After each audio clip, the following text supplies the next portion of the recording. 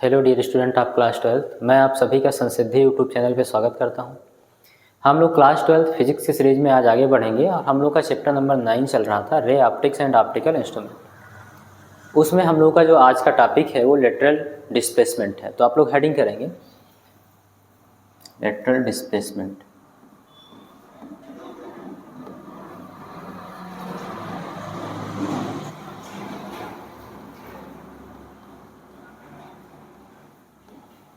जिसको हम लोग हिंदी में बोलते हैं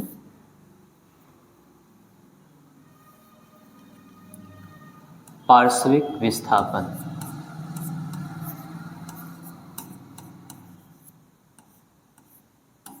पार्श्विक विस्थापन इंटरेस्टिंग टॉपिक है, तो इसको हम लोग समझेंगे।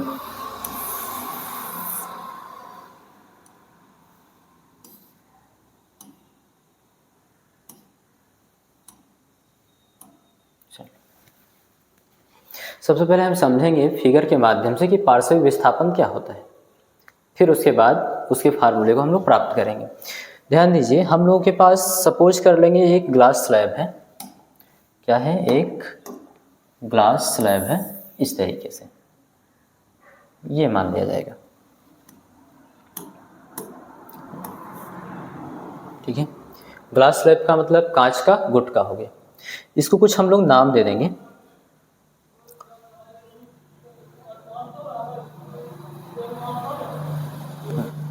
इसको नाम दे दिया जाएगा ए, बी, सी और डी। हम ये भी सपोज कर लेंगे ग्लास स्लैब की जो थिकनेस है, मीन्स ग्लास स्लैब की जो मोटाई है वो टी है। कितना है? टी है। ये हम लोग सपोज कर लेंगे, ठीक है।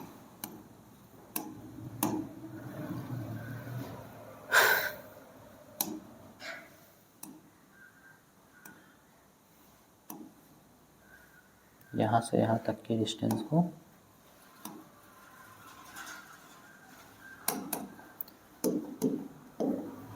टी मान लेंगे।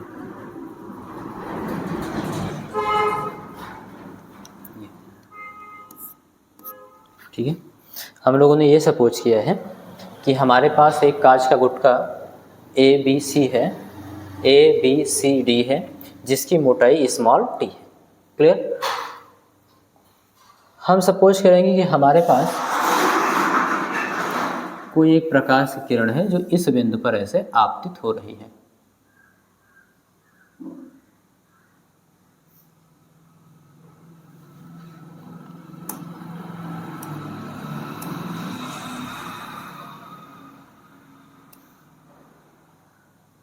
ये मान लीजिए थोड़ा सा ऐसे,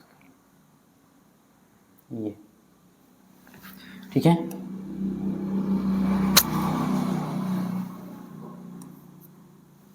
ये P और यहाँ पर मान लेंगे बिंदु है Q। एक प्रकाश की किरण है PQ जो ग्लास स्लैब के बिंदु Q पर क्या हो रही है? ऐसे आपतित हो रही है। तो आप इस बिंदु पर क्या करिए? एक अभिलंब खींच लीजिए। हम लोग क्या करेंगे? इस बिंदु पर एक ऐसे अभिलंब खींच देंगे।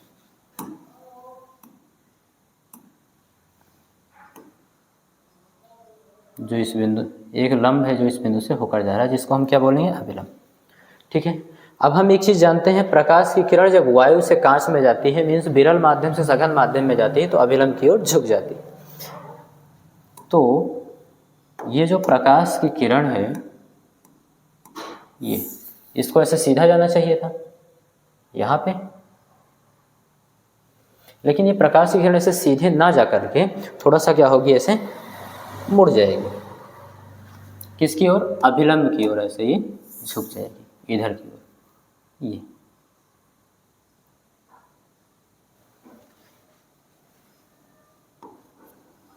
ऐसे मुड़ गई। क्लियर? अपवर्तित हो गई। अब यहां से प्रकाश की किरण कांच से बाहर निकलेगी वायु में, तो यहां भी एक अभिलंब खींच दो आप, क्योंकि प्रकाश की किरण क्या हो रही है? एक माध्यम से दूसरे माध्यम में जा रही है। ये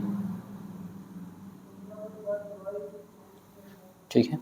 और जब प्रकाश की किरण एक माध्यम से दूसरे माध्यम में जाएगी तो या तो अभिलंब की ओर झुकेगी या अभिलंब से दूर हट जाएगी। अब ये इस बात पर निर्भर करता है कि किस माध्यम से किस माध्यम में जा रही है। तो यहाँ पर तो वायु से कांच में यानी विरल माध्यम से सघन माध्यम में आ रही थी तो अभिलंब की ओर झुक गई, और यहाँ पर आप देखिए सघन माध्यम से विरल माध्यम में जा रही तो अभिलंब से दूर हट जाएगी। और कुछ इस तरीके से ये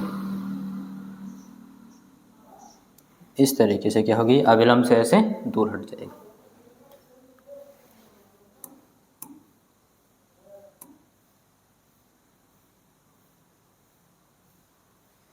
ठीक, ये पी क्यू,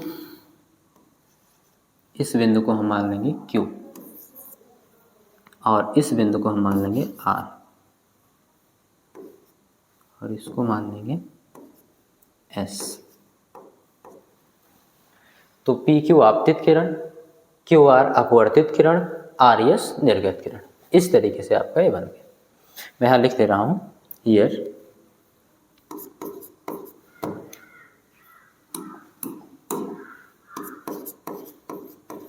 यहाँ जो आपका पी क्यू है वो आपतित किरण है। क्या है? आपतित किरण। और जो क्यू आर है वो अपवर्तित किरण।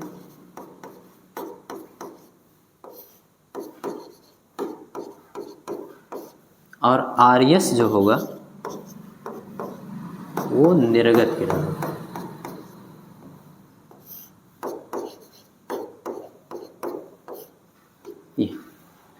बात समझ में आई? पी क्यू आपतित किरण, क्यू आर अपवर्तित किरण और आर एस निर्गत किरण। हम बात कर रहे थे पार्श्विक विस्थापन की, यानी कि लेटरल डिस्प्लेसमेंट की। तो देखो जब कोई भी प्रकाश किरण कांच के गुटके पर डाली जाती है इस तरीके की तिरछा, तो अपने पथ से जहां उसको जाना चाहिए था वो पार्श्विक रूप से विस्थापित हो जाती है। कुछ क्या होती है? विस्थापित हो जाती है। तो लंबवत में जितना विस्थापित होती है उसी को हम क्या बोलते हैं? पार्श्विक विस्थापन बोलते हैं। इसकी परिभाषा हम इस प्रकार से देंगे, आपतित किरण तथा निर्गत किरण की दिशाओं के बीच जो अभिलंबवत दूरी है, दिशाओं के बीच जो अभिलंबवत दूरी है, मैं यहाँ पर एक लंब खींच दे रहा हूँ, ये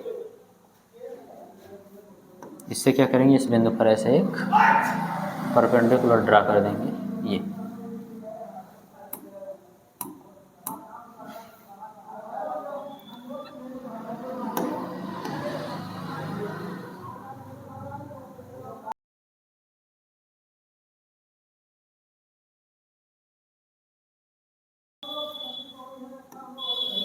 ये आपका हो गया अभिलंब खींच दिए। आर, इस बिंदु को कुछ नाम दे दो, हम नाम दे देंगे एम। अब कॉन्सेप्ट समझना है आपको कि आपतित किरण तथा निर्गत किरण के दिशाओं के बीच की लंबवत दूरी, इन दोनों की दिशाओं के बीच की जो ये लंबवत दूरी है इसी को हम लोग क्या बोलते हैं? पार्श्विक विस्थापन बोलते हैं। और इसको हम लोग किससे लिखते हैं? तो स्मॉल डी से लिख देते हैं। ये चीज़ आप यहाँ से यहाँ तक ऐसे कर दीजिए।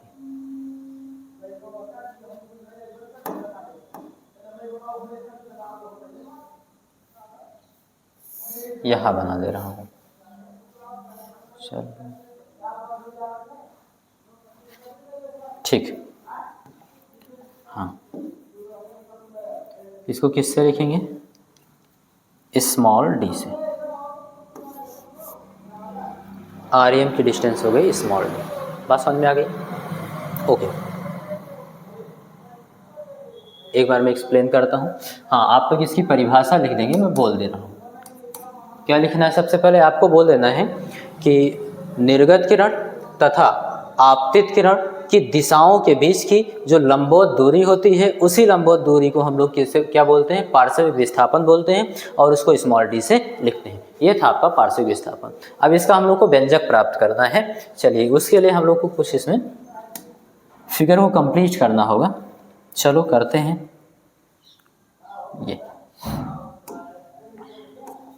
ठीक, ये देखो आपतित किरण और अभिलंब, आपतित किरण और अभिलंब के बीच जो बनाया गया कोण होता है वो आपतन कोण होता है, इसको हम लोग आई से लिखते हैं। और जो क्यू आर है ये अपवर्तित किरण है और ये अभिलंब है, तो अपवर्तित किरण और अभिलंब के बीच जो बनाया गया कोण होता है उसको हम लोग अपवर्तन कोण और उसको हम आर से लिखते हैं। ये हो गई बात, यहाँ तक बात क्लियर। अब देखो यहाँ पर ऐसे एक इस प्रकार का फिगर आपको दिख रहा होगा, ये तो ये और ये कोण दोनों बराबर होता है, कोण 1 और कोण 2 क्या होता है, बराबर होता है। बात समझ में आई? ये दोनों क्या होगा, बराबर होगा, और इसको बोलते हैं एकांतर कोण। तो सेम फिगर यहाँ बन रहा है, ये रेड वाली लाइन ये, और यहाँ पर रेड वाली लाइन, यानी ये कोण और ये कोण, ये दोनों क्या होगा, बराबर होगा। अगर वो आर है तो ये भी क्या होगा, आर होगा। ठीक है। अब ये निर्गत किरण है और ये अभिलंब है, तो निर्गत किरण और अभिलंब के बीच जो बनाया गया कोण होता है उसको निर्गत कोण बोलते हैं, और इंग्लिश में एंगल ऑफ इमरजेंस बोलते हैं, इसलिए ई से लिख देते हैं। बात समझ में आई? ये कोण आई हुआ, ये आर हुआ, ये आर हो गया क्योंकि ये एकांतर कोण है, बराबर होगा। और यहाँ पर ये निर्गत किरण और अभिलंब के बीच बनाया गया कोण है, इसलिए इसको निर्गत कोण ई से लिखते हैं। यहाँ तक कॉन्सेप्ट क्लियर हुआ? अब ध्यान दीजिए, एक कॉन्सेप्ट हम लोग समझेंगे कि ये किरण इस किरण के समांतर है, उसके बाद हम लोग डी का व्यंजक ज्ञात करेंगे। तो इधर समझ लीजिए, सबसे पहले प्रकाश की किरण वायु से कांच में आ रही है, इसको हम कांच का सिंबल इसमें ऐसे बना देंगे, ये कांच हो गया। इसका अपवर्तनांक भी अभी हम लोग सपोज कर लेंगे। ध्यान दो, ये प्रकाश की किरण है जो वायु से कांच में आ रही है। तो जब प्रकाश की किरण वायु से कांच में आ रही है, उसके लिए हम लोग स्नेल का नियम लगाएंगे। लिखेंगे क्या, जब आपतित किरण,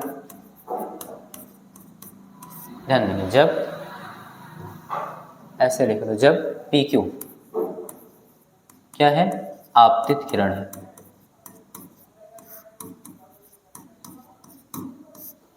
एंड क्यू आर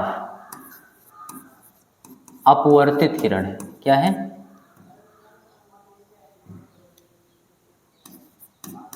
अपवर्तित किरण है। ठीक है, यहाँ पे पी क्यू आपतित किरण और क्यू आर अपवर्तित किरण है, तो इसके लिए हम लोग स्नेल का नियम लगाएंगे। तब स्नेल के नियम से, तो स्नेल का नियम क्या होता है, साइन आपतन कोण, लिखेंगे क्या, साइन आपतन कोण, आपतन कोण कितना है, आई, बटे साइन अपवर्तन कोण, अपवर्तन कोण कितना है, आर, तो साइन आर बराबर पहले माध्यम के सापेक्ष दूसरे माध्यम का अपवर्तन। तो पहला माध्यम वायु था, तो यहाँ पर ए लिख देंगे, ईयर, एन जी, ईयर के रिस्पेक्ट में ग्लास का रिफ्रैक्टिव इंडेक्स यानी कि अपवर्तनांक, ये हो गया। इसको बना लीजिए आप ऐसे, इसमें बना लो फर्स्ट। उसके बाद हम एक चीज पढ़ चुके हैं, प्रकाश उत्क्रमणीय है, चूंकि प्रकाश किरण उत्क्रमणीय है,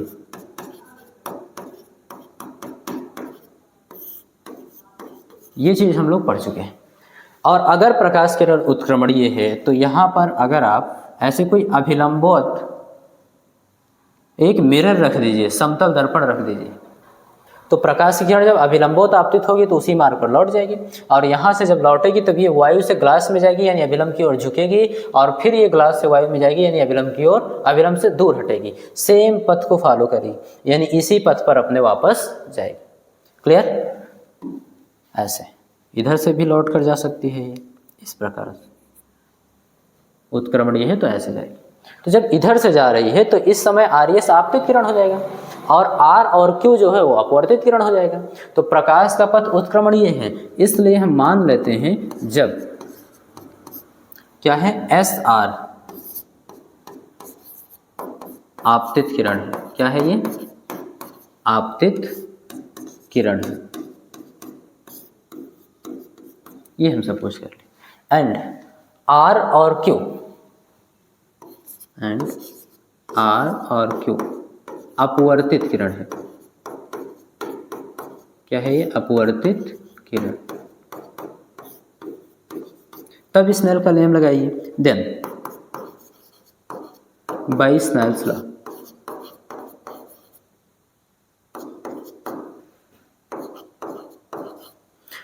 तो स्नेल का नियम लगाएंगे तो यहाँ भी वायु के सापेक्ष कांच का अपवर्तनांक होगा क्या, साइन आपतन कोण बटे साइन अपवर्तन कोण। तो लिखेंगे साइन आपतन कोण क्या होगा, आपतित किरण और अभिलंब के बीच बनाया कोण ई, साइन आपतन कोण बटे साइन अपवर्तन कोण। अपवर्तन कोण क्या होगा, अपवर्तित किरण और अभिलंब के बीच बनाया गया कोण आर। तो साइन आर बराबर होगा क्या, पहले माध्यम के सापेक्ष दूसरे माध्यम का अपवर्तनांक, मीन्स वायु के रिस्पेक्ट में ग्लास का अपवर्तनांक, तो ANG। ठीक है,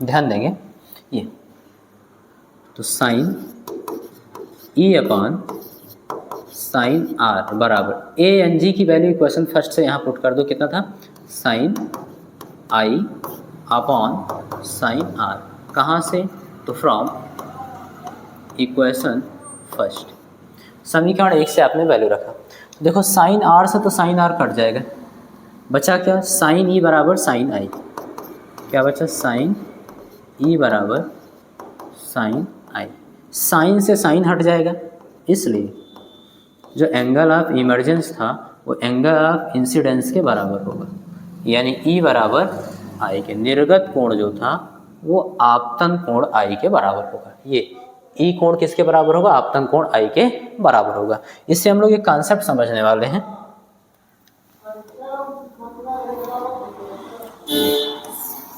थोड़ा सा जगह बनाएंगे,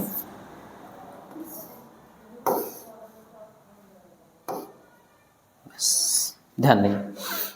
यहाँ पर हम ये समझने वाले, अगर ये कोण आपतन कोण E जो है, ये आपतन कोण I जो है निर्गत कोण E के बराबर है, इसका मतलब क्या समझे, इसका सीधा सा अर्थ ये हुआ कि ये जो आपका निर्गत किरण RS है वो आपतित किरण PQ के समांतर है। आपतित किरण PQ की दिशा यही तो है ये, और निर्गत किरण RS ये है। इन दोनों की दिशाएं क्या है, ये दोनों क्या है, समांतर है। तो यहाँ पर हम लिख देंगे, स्पष्ट है, क्या स्पष्ट है, अगर निर्गत कोण E आपतन कोण I के बराबर है तो RS निर्गत किरण पैरेलल होगा किसके, PQ, मीन्स आपतित किरण के। यही कॉन्सेप्ट आपको समझना था, यानी ये दोनों रेखाएं क्या है, समांतर हैं, और इन दोनों समांतर रेखाओं के बीच की जो लंबिक दूरी यानी लंबवत दूरी है RM, जिसको आप D के बराबर लिखते हो, वो लेटरल डिस्प्लेसमेंट होगा यानी पार्श्विक विस्थापन होगा, और इसी का व्यंजक हम लोग प्राप्त करेंगे। ये समझने के लिए था। तो इसको आप एक काम करना, ऐसे आप अपने नोट्स में समझने के लिए बना के एक जगह पर छोटा सा लिख लेना।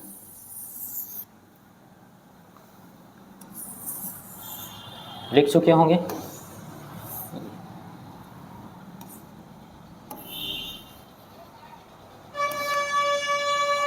ठीक, ये हो गया। अब ध्यान दीजिए, हम लोग क्या करेंगे, अपना ये टॉपिक स्टार्ट करेंगे पार्श्विक विस्थापन के।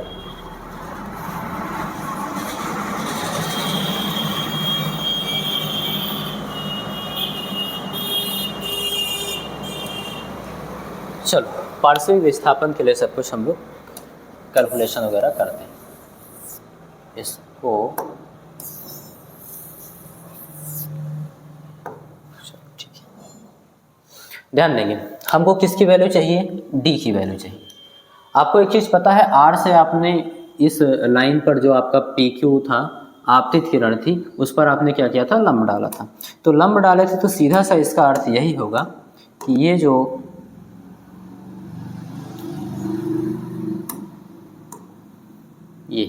जो कोण होगा वो 90 डिग्री होगा, क्योंकि आपने इस पर क्या किया था, परपेंडिकुलर ड्रा किया था। ये 90 डिग्री हो जाएगा। और एक कोण ये भी आपको साफ साफ दिख रहा होगा, ये भी क्या होगा, 90 डिग्री ही होगा। तो दो समकोण त्रिभुज आपको इस डायग्राम में दिख रहे हैं, एक तो Q, M और R है, और दूसरा Q, और इस बिंदु को भी कुछ नाम दे देते हैं, इस बिंदु को नाम दे देंगे N। तो Q, N और R दो समकोण त्रिभुज। इन्हीं दोनों समकोण त्रिभुज की हेल्प लेंगे और हम लोग क्या करेंगे, डी की वैल्यू निकालेंगे। तो सबसे पहले हम लोग जो ट्रायंगल लेंगे, लिखेंगे क्या, इन ट्रायंगल, कौन सा त्रिभुज, Q N R, Q N R. इस त्रिभुज में न्यून कोण आर के सामने की भुजा क्या होगी, लंब होगी। ये ना दिया है ना इससे हमको कोई मतलब है।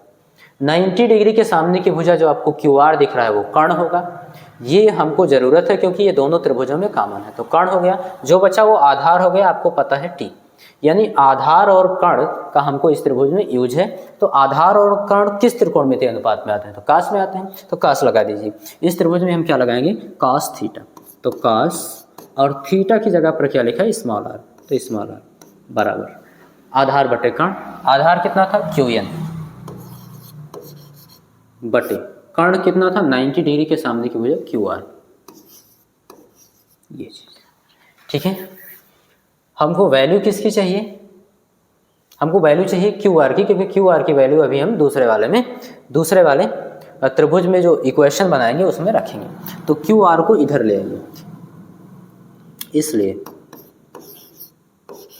क्यू आर बराबर, तो क्यू आर इधर आएगा, कास आर इधर गुणे में रहेगा, उधर जाएगा भाग में, मीन्स क्यू एन बटे कास आर। इसलिए Q R is equal to, Q N की वैल्यू आपको पता है, thickness of glass slab small t लिख देंगे, बटे कास आर। ये आपने वैल्यू निकाल लिया। ठीक है, इसको हम लोग क्या कहेंगे, इक्वेशन फर्स्ट बनाएंगे। ठीक है, अब देखिए एक त्रिभुज से तो आपने क्यू आर की वैल्यू निकाल ली, दूसरा त्रिभुज लेंगे, लिखेंगे क्या, इन ट्रायंगल, कौन सा त्रिभुज, Q M R, Q M R. Clear है बात, ठीक है। तो इस त्रिभुज में देखो क्यू एम आर में समकोण एम है, समकोण के सामने की भुजा कर्ण हो जाएगी क्यू आर, ठीक बात। और एक चीज यहाँ पर कोण हम लोग मेंशन करेंगे, ये इस कोण को आप क्या करिए, थीटा मान लीजिए। ठीक है, तो कोण, न्यून कोण जो थीटा है, इस थीटा के सामने की भुजा लंब हो गई आर्यम। 90 डिग्री के सामने की भुजा कर्ण क्यू आर, न्यून कोण थीटा के सामने की भुजा आर्यम। आर्यम हमको चाहिए क्योंकि यही पार्श्विक विस्थापन है, और 90 डिग्री के सामने की भुजा जो क्यू आर है वो दोनों त्रिभुजों में कॉमन थी, उसका अभी काम हो गया। तो लंब और कर्ण किस त्रिकोणमितीय अनुपात में आते हैं, साइन थीटा। साइन थीटा लगा दीजिए, तो लिखेंगे इस त्रिभुज में साइन थीटा, थीटा की जगह पर थीटा ही लिखा है, बटे साइन थीटा बराबर लंब बटे कर्ण। तो न्यून कोण थीटा के सामने की भुजा लंब आर्यम, बटे कर्ण 90 डिग्री के सामने की भुजा कर्ण क्यू आर।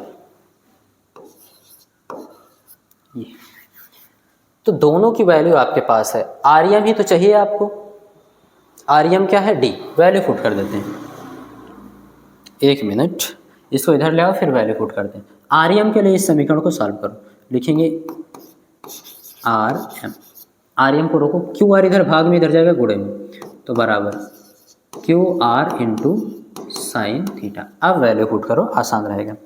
तो यहाँ पर लिखेंगे आर्यम, देखो आर्यम क्या है, लेटरल डिस्प्लेसमेंट, और उसको हम लोग स्मॉल डी से लिखते हैं, तो ये लिख दिए स्मॉल टी बराबर क्यू आर की वैल्यू आपने निकाल रखा है, ये इक्वेशन फर्स्ट से, small T upon cos R, तो small T upon cos R और इनटू साइन थीटा। एक मिनट, थीटा की वैल्यू भी निकाल लेते हैं, लिखेंगे इन डायग्राम या फ्रॉम डायग्राम,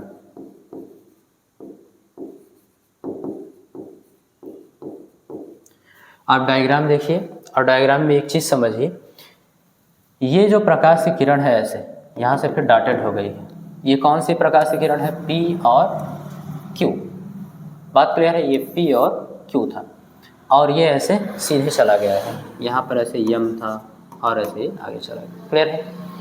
और एक यहाँ पर आपने ऐसे अभिलंब डाल के रखा है, ये इसके साथ आपने कोण I बना रखा है, ठीक है। तो ये आपतित किरण है, अभिलंब के साथ कोण आई बनेगी। ठीक, जितना कोण ये होगा उतना ही ये कोण होगा, आप पहले से जानते हो। इसको क्या बोलते हैं? शीर्षाभिमुख कोण बोलते हैं। यानी इस कोण का भी मान कितना होगा? आई के बराबर होगा। आपने इस कोण को दो भागों में बांट के रखा है ऐसे। ये अपवर्तित किरण थी, अपवर्तित किरण अभिलंब के साथ आर कोण बना रही, और ये जो प्रकाश की किरण है जितना विचलित हुई है, इस विचलन कोण को आपने थीटा मान के रखा। लेकिन आप एक चीज पहले से जानते हो, ये पूरा का पूरा जो कोण है वो आपतन कोण आई के बराबर होगा। क्लियर? तो डायग्राम से हम लिखेंगे कि आर प्लस थीटा यानी विचलन कोण और अपवर्तन कोण, ये दोनों का दोनों किसके बराबर? आई के बराबर। किसके बराबर? आई के बराबर। क्यों बराबर है? शीर्षाभिमुख कोण है। क्लियर?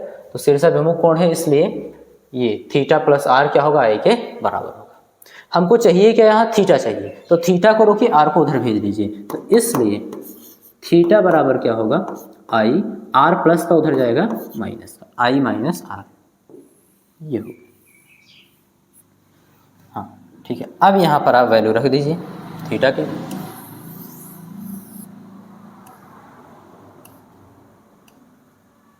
ठीक है, वैल्यू रखेंगे तो थीटा की जगह पर कितना रखेंगे भैया? थीटा की जगह पर आई माइनस आर। अब इसको ठीक से लिख लेंगे। चलो, बटे एक तो कर सकते हैं, अंश का गुणा अंश में और हर का गुणा हर में, इतना करेंगे।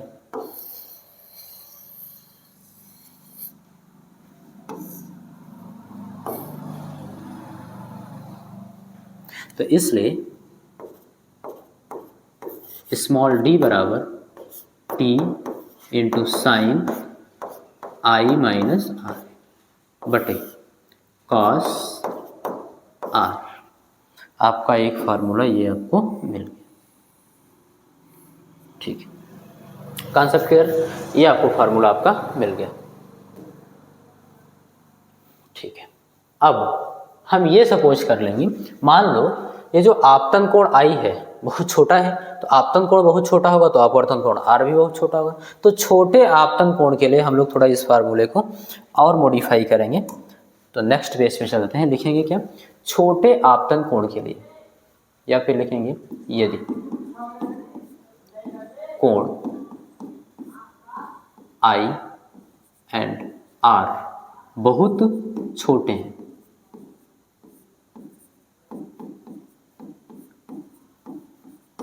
तो अगर आपतन कोण आई और आर बहुत छोटे हैं तो छोटे कोण के लिए आप जानते हो साइन थीटा बराबर, हम लोग थीटा ही लगाते हैं, एंड कॉस थीटा बराबर एक हो जाता है। ये हम लोग करते हैं। क्यों करते हैं आपको थोड़ा सा समझा दूं, हालांकि पहले बता चुका हूं। मान लो आपके पास कोई समकोण त्रिभुज ये है, इस तरीके से यहाँ पर 90 डिग्री का कोण बन रहा है। ठीक है, तो 90 डिग्री के सामने की भुजा तो ये कर्ण हो जाएगी। क्लियर है? और न्यून कोण थीटा के सामने की भुजा ये आपका लंब हो जाएगा, जो बचेगा वो आधार हो जाएगा। यहाँ तक बात क्लियर है? ये ठीक है। अब साइन थीटा थीटा के बराबर इसलिए होगा, साइन थीटा बराबर यहाँ से अगर हम निकालें, देखो साइन थीटा लंब बटे कर्ण होगा, यानी ये भुजा बटे ये भुजा होगी। अगर इसका नाम ए बी सी है तो बी सी बटे कर्ण क्या होगा? ए सी, इसके बराबर होगा। रोक देते हैं, कॉस थीटा भी निकाल देते हैं। कॉस थीटा बराबर आधार बटे कर्ण होगा। आधार का मतलब ये ए बी बटे कर्ण का मतलब ये ए सी, इतना लिख दें। अब अगर कोण बहुत छोटा है, ये थीटा कोण क्या है? बहुत छोटा है, तो देखो इसको छोटा कर लेते हैं। ये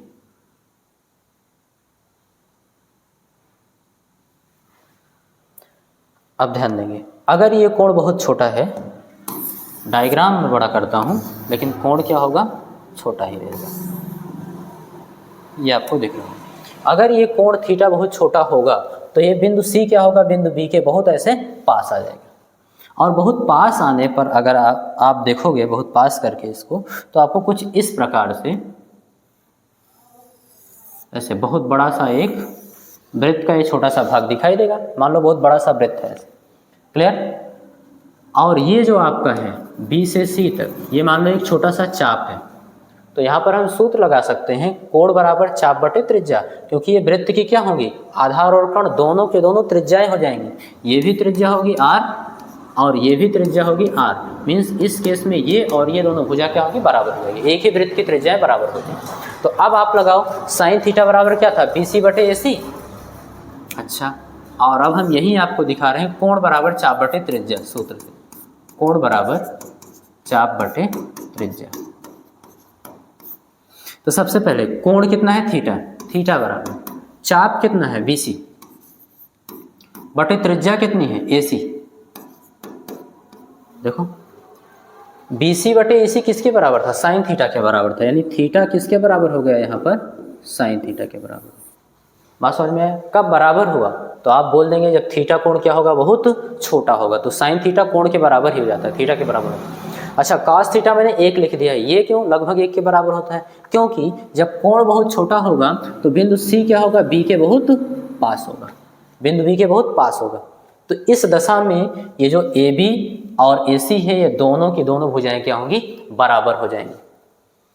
और cos थीटा बराबर आपने लिखा क्या है, AB बटे AC। यहाँ देखो AB बटे AC, हम यहाँ लिखेंगे चूंकि AB जो है अब वो लगभग AC के बराबर है। ये जो AB भुजा है वो AC के बराबर है, क्योंकि दोनों ही त्रिज्याएं हो गई। तो वृत्त की जो एक ही वृत्त की त्रिज्याएं होती हैं वो बराबर होती हैं। तो आप AB लिखो, ठीक है, और बटे AC की जगह भी AB लिखो, और ये दोनों कट जाएगा तो क्या बचेगा, 1 बचेगा। सेम चीज यहाँ भी आपको देखने को मिलेगा, जब ये कोण R बहुत छोटा होगा तो बिंदु R क्या होगा, N के बहुत समीप होगा, इसलिए QN और QR दोनों लगभग बराबर होंगे। तो cos थीटा बराबर QN बटे QR लिखे हो, QR और QN बराबर है, काट के 1 लिख दोगे, यानी कि cos R बराबर क्या हो जाएगा, 1 हो जाएगा। बात समझ में आ गई? तो ये कॉन्सेप्ट आपको याद रखना है। अगर कोण बहुत छोटा हो तो उसके रिस्पेक्ट में हम लोग क्या करेंगे, साइन थीटा थीटा के बराबर हो जाएगा और cos थीटा 1 के बराबर हो जाएगा। तो ये चीज़ हम लोग लिखने वाले हैं। उम्मीद करता हूँ आपको ये टॉपिक समझ में आ गया होगा, कॉन्सेप्ट भी समझ में आ गया होगा। हाँ, तो अब D की वैल्यू रखेंगे, D बराबर T, क्या लिखेंगे, स्मॉल d बराबर T, और इनटू है क्या लिखा है, साइन I माइनस आर, यानी कोण की जगह I माइनस आर है। तो साइन जो कोण होता है वो कोण के ही बराबर हो जाता है, यानी साइन I माइनस आर के ही बराबर हो जाएगा। तो यहाँ पर हम लोग लिख देंगे I माइनस आर, क्यों, क्योंकि साइन I माइनस आर जो होगा वो अप्रॉक्सीमेट I माइनस आर के बराबर होगा। क्लियर, वो वैल्यू मैंने पुट कर दी। एंड अपॉन यहाँ पर क्या है, cos r, तो अगर कोण छोटा है तो cos थीटा 1 के बराबर होता है, तो इसलिए जो cos r होगा वो लगभग 1 के बराबर हो जाएगा। तो यहाँ पर लिख देंगे 1, यानी कि आपका फार्मूला मिल गया, d पर 1 से भाग करोगे तो कोई फर्क नहीं पड़ेगा, t into i minus r, ये हो गया, एक फार्मूला ये मिल गया। लेकिन आपको रिफ्रैक्शन एंगल r तो पता नहीं होगा, r आपको ये एंगल ऑफ इंसिडेंस I तो पता होगा, आपतन कोण तो पता होगा, R पता नहीं होगा, लेकिन आपको इस ग्लास स्लैब का अपवर्तनांक जरूर पता होगा, कांच का आपको अपवर्तनांक जरूर पता होगा, हम लोग n मान लेंगे। तो इस R को हम लोग चेंज करेंगे n के फॉर्म में और फिर उसका फार्मूला लिखेंगे। तो बहुत ही आसान है, हम यहाँ पर लिख देंगे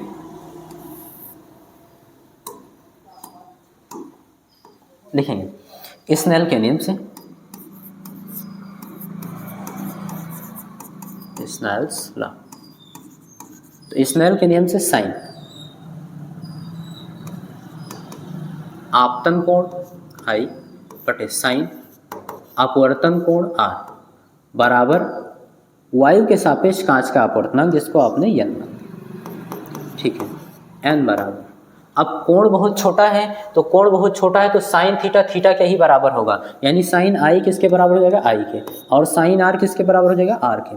हमको वैल्यू किसकी चाहिए, R की वैल्यू चाहिए, तो R को इधर ले आओ और n को उधर भेज दो, इसलिए R बराबर I अपॉन n, ये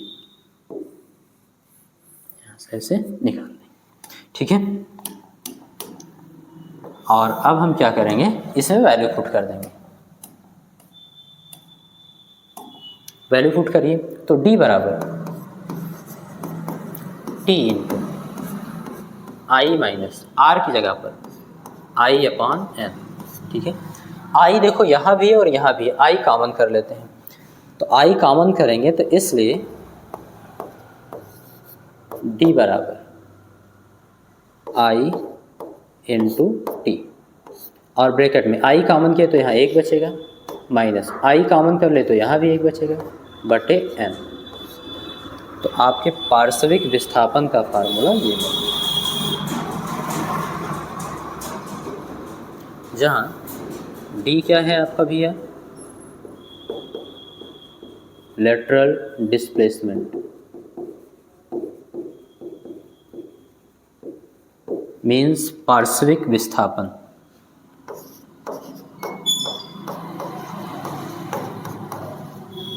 पार्श्विक विस्थापन ये हो गया। बात समझ में आई?